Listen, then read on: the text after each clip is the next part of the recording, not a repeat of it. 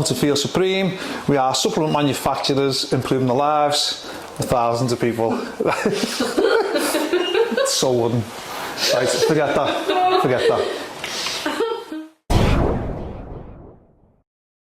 So I'm Matt Murphy, father and managing director of Feel Supreme. We are basically a natural nutrition brand. We use my background as naturopath to put formulas together for different health supplements using only the highest quality ingredients and manufacture them all in-house and then distribute all around the world. So if you rewind 10 years now, qualified as a naturopath. That was based on the back of, I was working a job at the time. The manager there sat all the sales staff down at Christmas and said, some of you've got young families, but it's Christmas and Christmas is all about getting the money in. You've got to figure out your families in December. And it was then I kind of thought, it's not a lifestyle, I want this. So that's where the business was born from, basically. I needed to just stop chasing the money and start chasing happiness. I'm Alfie, Matt's oldest son. I'm Emily, Matt's middle son. This is Freddie, this is my youngest son, and this is Molly, the new addition to the family. What do you think that your dad does? Villages and lion's mane. So, the sensible one, he makes me proud in everything that he's doing. He's grown up into a fine young man. I hope he feels embarrassed when he's saying all this. This one, intelligent and wise beyond the years, a joy to be around. She's funny. I just haven't found the off button for her yet. She talks a lot, don't you? No. This one is the glue to it all. She keeps it all together. She makes sure we're all kind of fed, dressed, watered. Clean undies. Yeah, like she's basically the glue. Molly is an absolute joy to be around.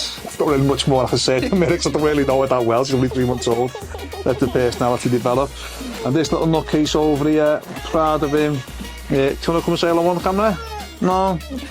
So I'm proud of him, budding footballer, good dancer, good singer, aren't you? And a nice little comedian as well. Good rock star and a good rock star, yeah. How would you describe your mum and dad? Like they're good and loving and kind. I'm proud that I have them. It's a family-run business, isn't it? Yeah. Yeah, that's always been our thing, hasn't it? Even like with staff, we always wanted to like work around their kids, haven't we? Work around so they can go and like watch the kids' school plays and pick them up from school and drop them off. Yes, there's that aspect to it as well, but it's also all the staff are in some way part of the family anyway, aren't they? They're either literal family by blood or like friends who've been there since, I don't know, since we were kids and stuff. You know, it's not about working all the hours you can, it's more about the quality of life. If your kid's got a school play or sports day or something, go and enjoy that and then come into work after it. Why is that important to you? We didn't have that. Well, like when Emily was younger, we were both working like full time, weren't we? Yeah. We had people minding it all the time and we worked like 9 till 6. You were working longer, weren't you? Working weekends. The business is a reflection of me personally, so you know we use like natural products and very much aligned with how things should be rather than how things are, and I just don't believe that people should naturally be going to work for long hours in the day. We have to, because that's just the way society's made us now, but I think you should be there with your kids if you can. I think you should be striving to be there for your kids. So if we're able to allow other families to do that, then so be it. In December, we set up Feel Supreme as a business, which at the time was just a social media page, sharing kind of memes about good health and stuff. And in January, I went back to school, done a 3-year course into naturopathy, but I didn't want to wait 3 years before we actually done something with the business. So a few months after, we launched coconut oil. We used to be there handwriting sell-by dates on batches of coconut and the zest labels. We used to handwrite the zest labels.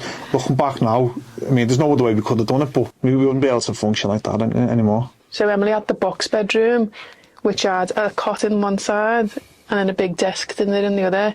So she literally shared a box room smaller than this room with the whole coconut oil boxes. And that's how we used to package everything in Emily's bedroom, didn't we? Bear in mind, she was a baby at the time. She was in a cot. Her whole world is the width of a cot. Do you know what I mean? It's not like she was falling over boxes or anything. No, that was just us. We lived on a main road, but the road is quite narrow, and you used to get this like big Arctic truck come with pallets of coconut oil, and they'd never take it into the house for you, so we kind of had to handball it off the wagon. All the traffic was stopped and everything.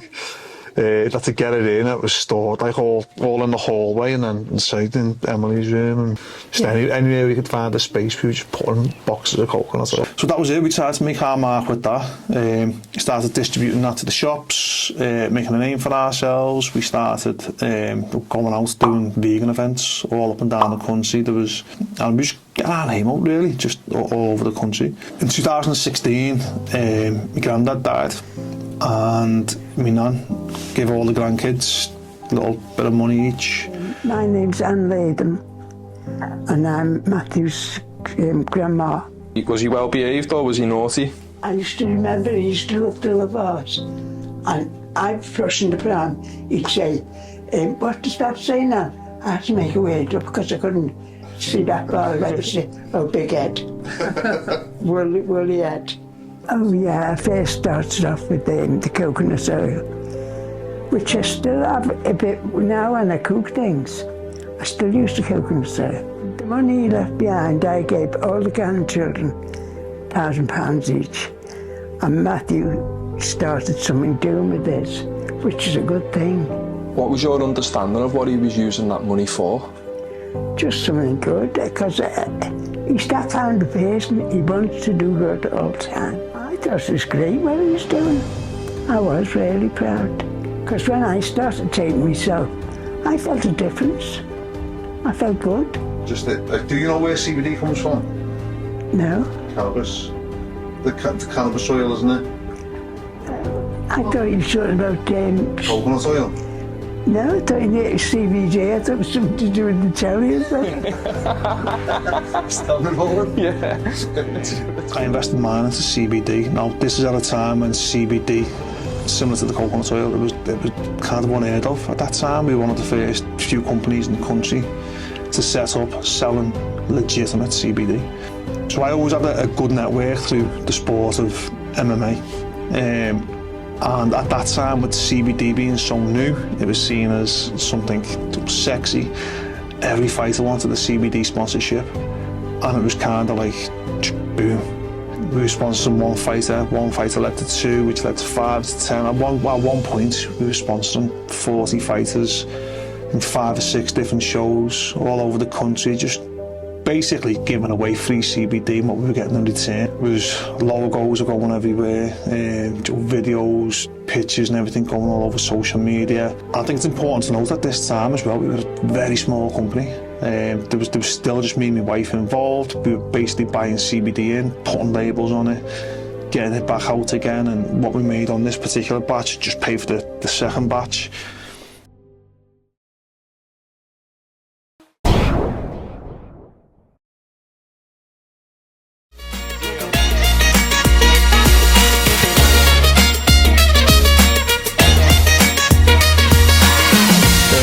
In the MMA Academy.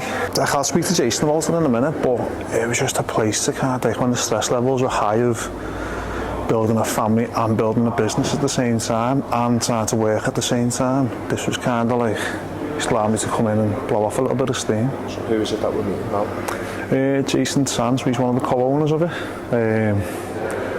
and Jiu-Jitsu whiz. Yeah, my name's Jason Tan. I'm a head coach here, one of the head coaches at the MMA Academy. I started training 10 years ago, which is when he kind of got Feel Supreme going. It was because of CBD and MMA combined. That's what kind of gave us the little kick up. And I guess like in the jiu-jitsu community as well, people were like big on like CBD, weren't they? They were early on at Rogan and all that. I didn't want to be like the toughest lad in the room. It was stress relief. It was going there, like it was a safe haven of just nothing else matters. It's like meditation type thing. Just going there, and whatever else is going on outside these doors doesn't matter. Because once you're in here, you've got one focus, and I mean, for me it was survival at the time, like just getting filled in all the time. But I think the one thing I was good at, I was always consistent. I was in once every 6 months. Well, back in the day. October 2016. You know, at that point, what the business was, there was me and Cheryl.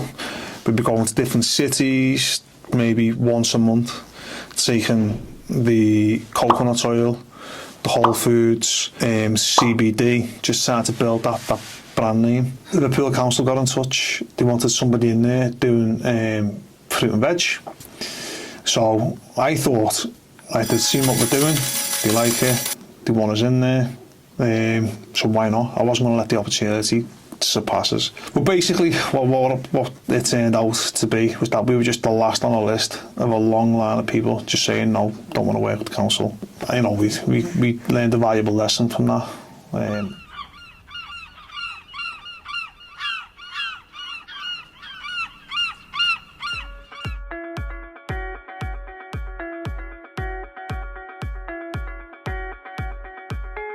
There was no better back in the day either. This is what it was like back in the day. Really, yeah? Yeah, they've closed the odd unit, but this one was ours here, I think. Yeah, so this was ours back in the day. Was it?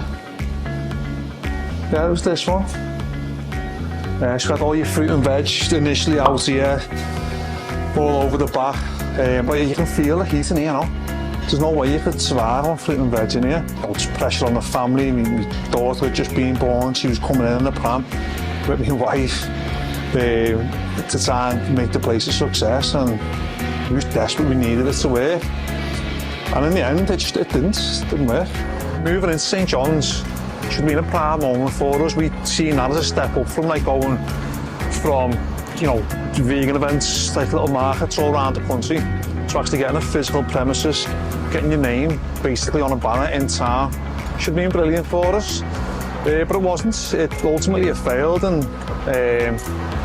you know, that particular venture failed, but the business kind of grew from that. I think we were done for 6 months, but there was no air conditioning because we're doing organic fruit and veg. I think the delivery came in about Tuesday or Wednesday. So there's only one supplier in the north that you get your organic fruit and veg off. So they'd only deliver it a Tuesday or a Wednesday. So coming the weekend, which technically should be a busy time, everything had gone off, everyone to sell from the weekend. And in reality, there was no busy time here, it was dead all year round. So we've done 6 months here, and then that's when like, I've done like 12 quid in a day one day, and just like, can't go on.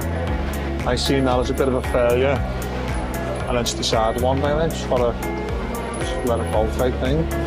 Is that because the pressure was on you, or was it there was pressure on the family? Even now, I still feel guilty now that Cheryl wasn't at home enjoying maternity leave. Emily wasn't at home being allowed to be a baby. You know, she was coming into work as a 6-month-old baby. So there's that element of guilt involved with me still. But it didn't last that much longer anyway, the market, to be honest. In reality, it was a disaster. My maternity with Emily ended early, so I only had like, 6 months or something, 5 or 6 months off, and then I worked in St John's Monday to Friday. Did that create any conflict between the two of you? It wasn't much, but we did speak about it loads, didn't we? It was hard because you were still working a full-time job, weren't you? And then coming there afterwards to lock up. I was like getting the bus to and from work because you had the car. Yeah, it probably did create conflict, but we probably kept a lot of it to ourselves because, I mean, I had a vision in my mind. I knew that it wasn't going to last forever. I had a vision in my mind that we just need to work it out and figure out the next step. Hopefully you were on board at that. Oh, Yeah, just not really spoke about it, have we? Yeah, I was just going along. So going into the market, I was excited. You know, I remember we've got a picture of our first customer. So I can still remember everything vividly. Full of excitement. I thought this is a step up. This is kind of somewhere physical. It's in my home city. People know who we are. I've built the business, built the brand. In reality, it was a disaster.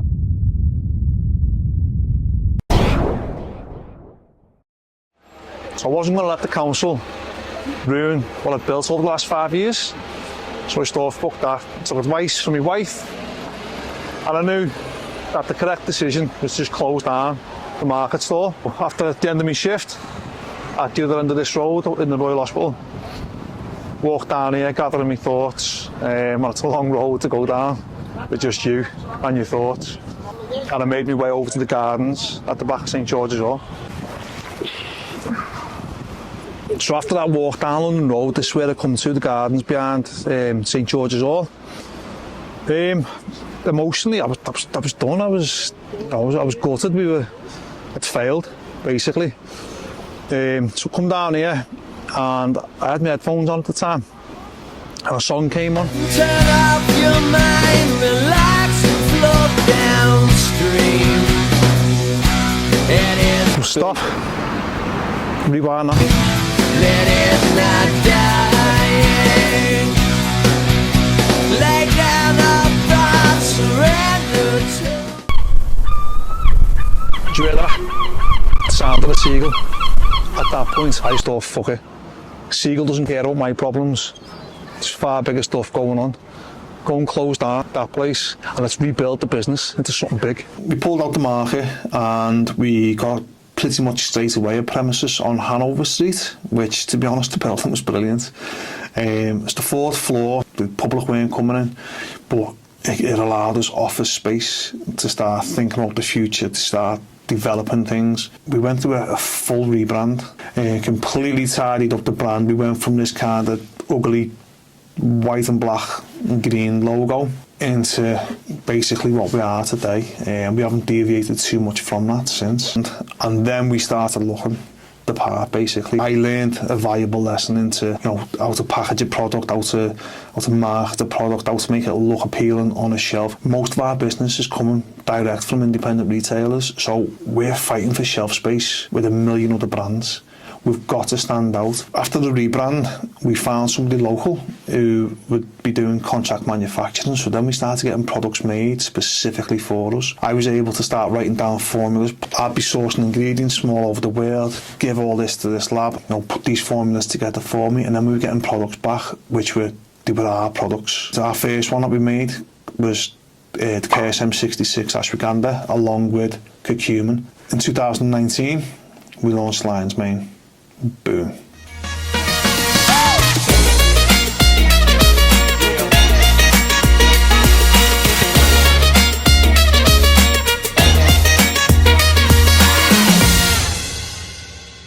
On the back of the popularity from the Lion's Mane, we started launching more products, greens, Shilajit, everything else that came after that, and they were just all gathering traction and increasing the popularity of both the brand and the products themselves. So much so, made a couple of television appearances. First on was on a roundtable discussion on a Sky channel. I done a how to lose weight well on Channel 4, speaking about different supplements, how they'll affect your metabolism, etc. And then fast forward further, and Paul Stamets, the very well-known mycologist, he made an appearance on Joe Rogan's podcast. Another boom moment for us. Everybody wanted mushrooms after that. The mushroom range went absolutely insane, and that allowed us to step up again to another level. We were actively looking for a property at that time, which we found in Prescott, where we are now.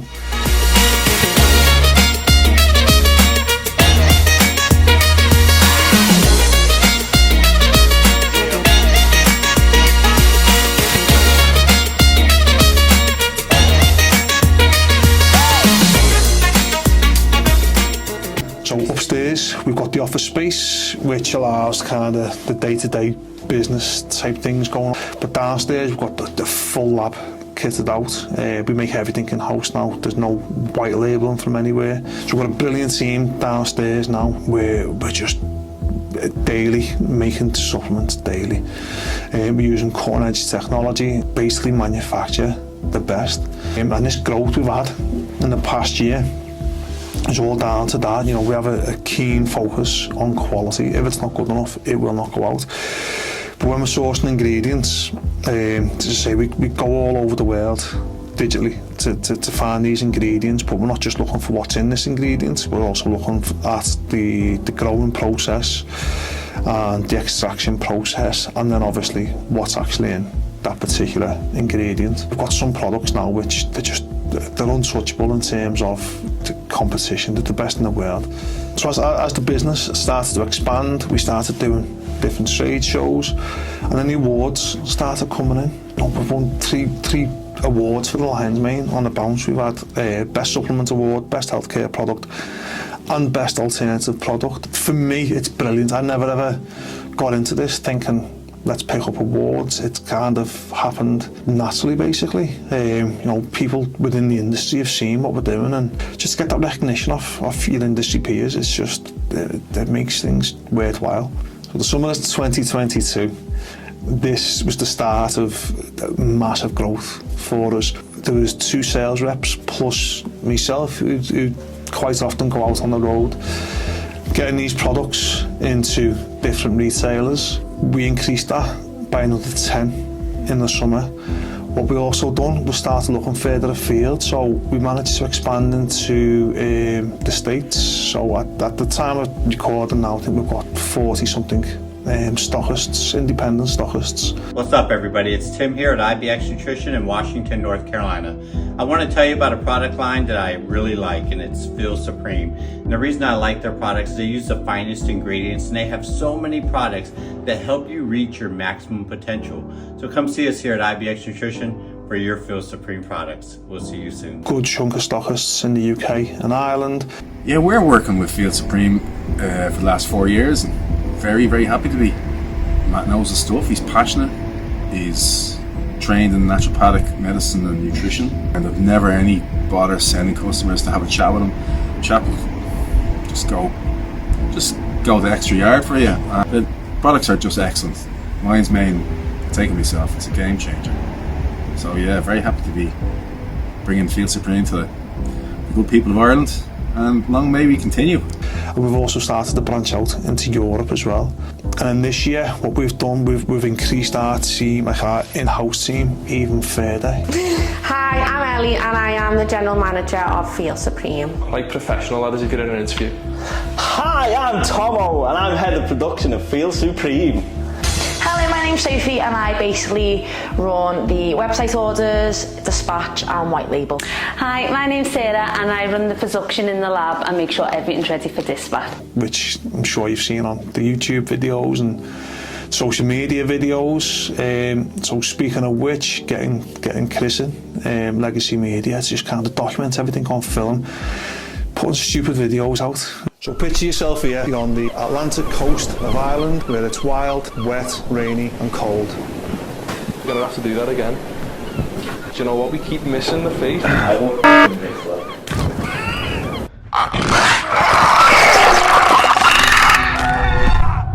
And what do you think of Matty? Matt is the best boss I've ever had.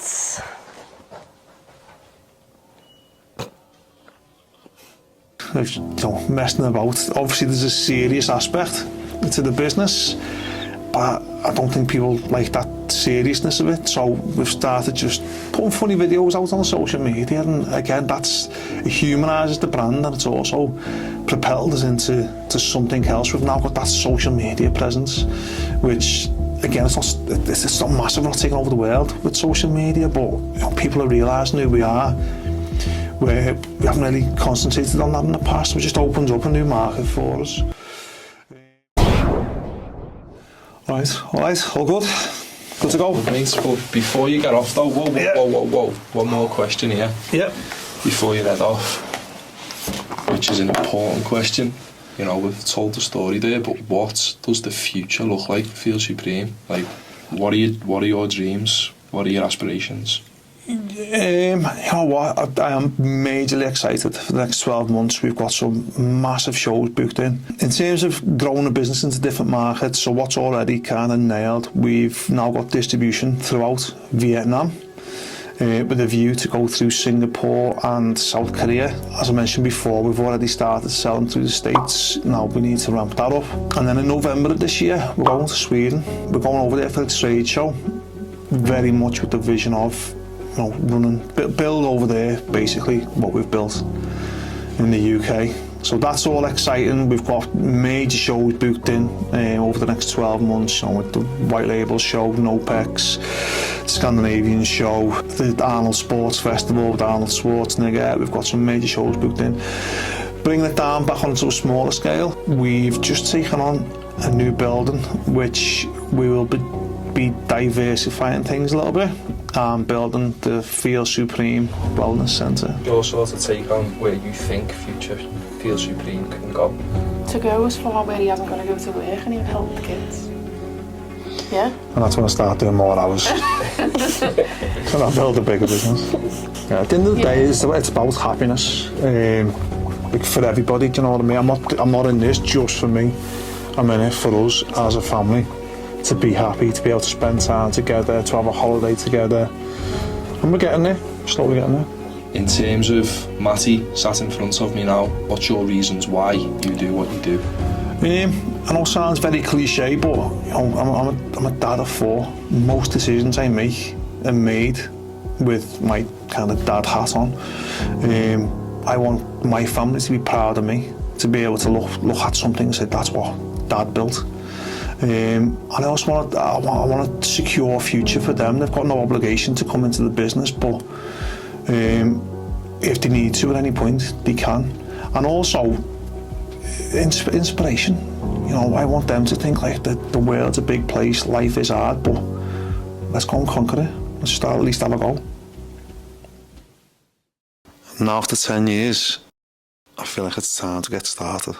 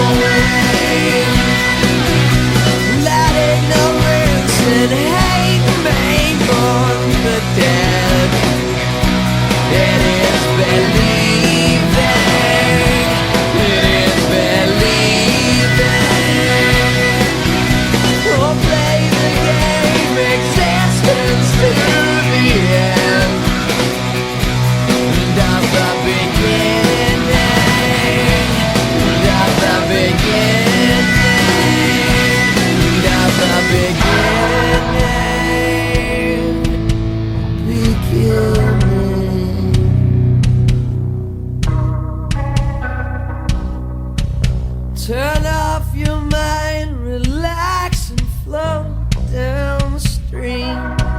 It is not dying. It is not dying.